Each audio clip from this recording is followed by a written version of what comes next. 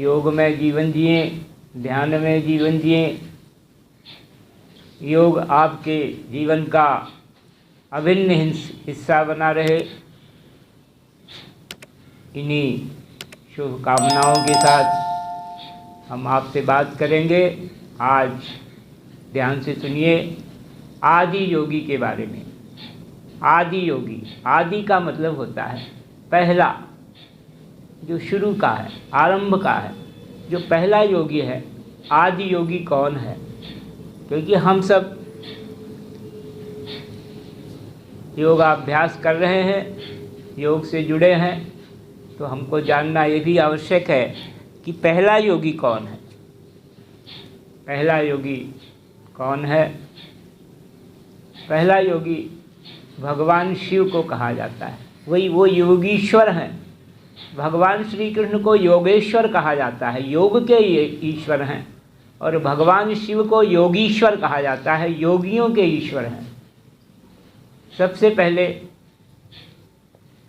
पहले भगवान शिव ने माता पार्वती को योग के बारे में बताया और वो ज्ञान आगे प्रसारित होता रहा, वही ज्ञान आगे बढ़ गया। तो हम जानेंगे कि आदि योगी के बारे में थोड़ी सी बातें। आदि योगी नित्य निरंतर ध्यान में, आपने देखा होगा, बैठे रहते हैं, मस्त रहते हैं। क्योंकि जो हमारे जीवन का, हमें जो मनुष्य का जीवन मिला है, हम अपने आप से दूर चले जाते हैं। हमारे सारे रोगों का, हमारी सारी समस्याओं का कारण एक है कि हम अपने आप से दूर चले जाते हैं। इसलिए हम रोगग्रस्त हो जाते हैं। अपने आप से दूर चले जाते हैं, बहुत दूर। अपना जो स्वरूप है, अपना जो अस्तित्व है, हम क्या हैं, कौन हैं, हम आत्मस्वरूप हैं, चैतन्य हैं, आत्मस्वरूप हैं। ये हमारा विचार, ये हमारे मन से ये बात उतरनी नहीं चाहिए। हम केवल शरीर नहीं हैं। इस शरीर में रहने वाला, शरीर तो देखिए जब ये पुराना हो जाता है तो छूट जाता है, लेकिन हम फिर भी रहते हैं। जब किसी का स्वर्गवास हो जाता है तो कहते हैं कि वो देह छोड़कर चला गया, माने कि देह में रहता था। तो देह जो है यह नश्वर है, और लेकिन हमारा जो अस्तित्व है, हमारा जो स्वरूप है, हमारी जो आत्मा है, वो नश्वर नहीं है, वो अनश्वर है, वो नित्य है, वो नित्य निरंजन है। देही नित्य निरंजना। जगतगुरु आदि शंकराचार्य कहते हैं कि यह शरीर जो है ये एक मंदिर के तरह से है। इसकी पवित्रता को बनाए रखें। कपालभाति के द्वारा, अन्य प्राणायामों के द्वारा हमारे अंदर की, हमारे देह की, हमारी आत्मा की, हमारे मन की सारी पवित्रता बढ़ती है, सारी निर्मलता आ जाती है, इसमें निर्मल हो जाता है। और निर्मल मन में ही परमात्मा रहता है। कहते हैं निर्मल मन सो जन मोहि पावा, मोहि कपट छल छिद्र न भावा। ऐसा कहा गया कि निर्मल मन ही प्रभु को चाहिए आपका। आपकी इंद्रियां क्या करती हैं, इससे भगवान को कुछ नहीं लेना देना होता। तो हमारा मन की निर्मलता योगाभ्यास से बढ़ती है, प्राणायाम से बढ़ती है। ये हमको ध्यान रखना है। अपने स्वरूप से, अपने आप से हमको दूर नहीं जाना है। हमको याद रखना है हम केवल शरीर नहीं हैं। हम केवल शरीर नहीं हैं, शरीर में रहने वाले, देह में रहने वाले देही हैं। देही नित्य निरंजना, ये कभी शाश्वत है, ये सनातन है, ये सनातन सत्य है। यही सनातन सत्य है कि हमारा जो अस्तित्व है ये कभी नष्ट नहीं होता है, क्योंकि ये शक्ति है, ये परमात्मा की शक्ति है। ईश्वर यंश जीव अविनाशी, चेतन अमल सहज सुख राशि। ये सुख की राशि है, ये चैतन्य है, ये जड़ नहीं है। शरीर तो जड़ है, जड़ है, जड़ माने जिसमें जीव नहीं रहता, आत्मा नहीं रहती, ऐसा उसको कहा गया ये जड़ है। तो शरीर तो जड़ है, लेकिन हमारा जो स्वरूप है वो चेतन है, अमल है और सुख का धाम है। तो ऐसे ही सुख के धाम, ऐसे ही सुख का धाम, जिसको इसी सुख के धाम को भगवान शिव जो है, जो आदि योगी है, वो इस सुख के धाम में ही हमेशा मस्त रहते हैं, उसी आनंद में रहते हैं। वो आनंद क्या है? वो आनंद है मंगल भवनय मंगलहारी, उमा सहित जही जपत पुरारी। उमा के साथ माता पार्वती का जिसका जप करते हैं, पुरारी माने भगवान शिव, वो क्या है? वो मंगल करने वाला है। और क्या है जी? महामंत्र यही जपत महेशु, काशी मुकुति हेतु उपदेशु। वो महामंत्र जपते हैं, वो महामंत्र, वो उसी महामंत्र। और वो महामंत्र क्या है जी?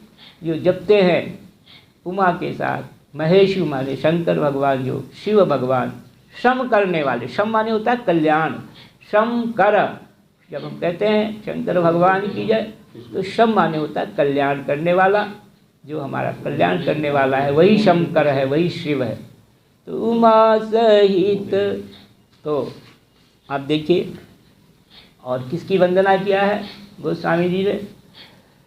बंदो राम लखन वैदेही, ये तुलसी के परम स्नेही।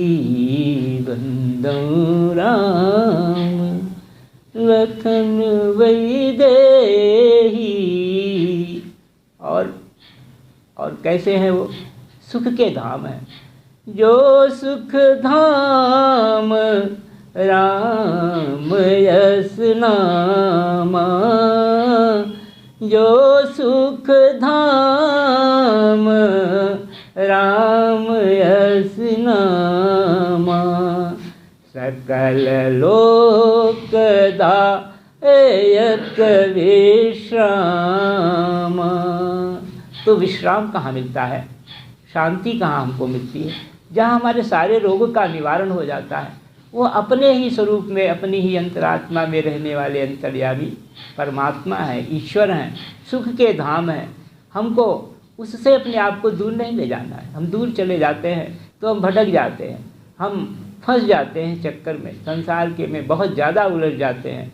इसलिए हमको अपने आप, अपने कहते हैं जब खिलाड़ी खेलते हैं मैदान में, तो कहते हैं जब वो आउट हो गए तो कहते हैं बैक टू पवेलियन में चले गए।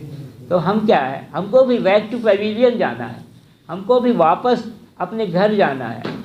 आओ घर लौट चलें, ऐसा मन में हो कि हम जहाँ से चले थे, हम अपने स्वरूप से दूर चले गए। इसलिए कहते हैं जब हम अपने आप से दूर चले गए तो हमें सारे रोग आ जाते हैं, सारे कष्ट हो जाते हैं। तो हमको अपने आप को समझना है कि हम आत्मस्वरूप हैं। हम देहाभिमान में नहीं जीना है हमको कि हम केवल शरीर हैं, मैं, क्योंकि उसमें मैं आ जाता है, अहंकार आ जाता है। तो भगवान शिव जो है उसका जप करते हैं, वही जप, वही मंत्र भगवान शिव पार्वती जी से कहते हैं। और वही मंत्र हमने आपको बताया है, राम रामेति रामेति रमे रामे मनोरमे,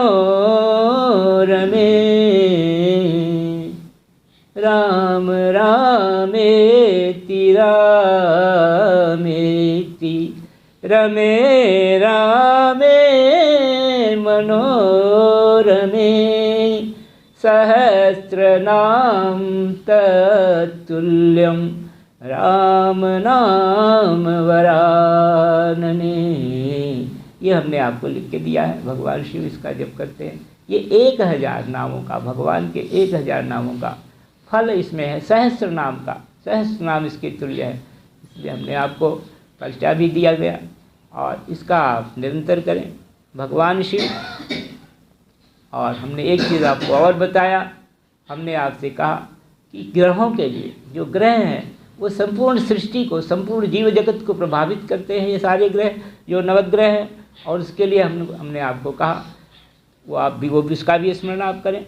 ब्रह्मा मुरारी त्रिपुरांतकारी भानु शशि भूमि सुतो बुधश्च गुरुश्च शुक्रश्च राहु केतवः सर्वे ग्रहा शान्तिकरा भवन्तु, सर्वे ग्रहा शांतिकरा भवन्तु। आपके सारे ग्रहों में शांति हो, आपका जीवन सुखमय हो, आनंदमय हो, ऐसी भगवान से प्रार्थना है। ऐसे इसलिए इन मंत्रों के साथ आप जुड़े रहें। बहुत बहुत धन्यवाद।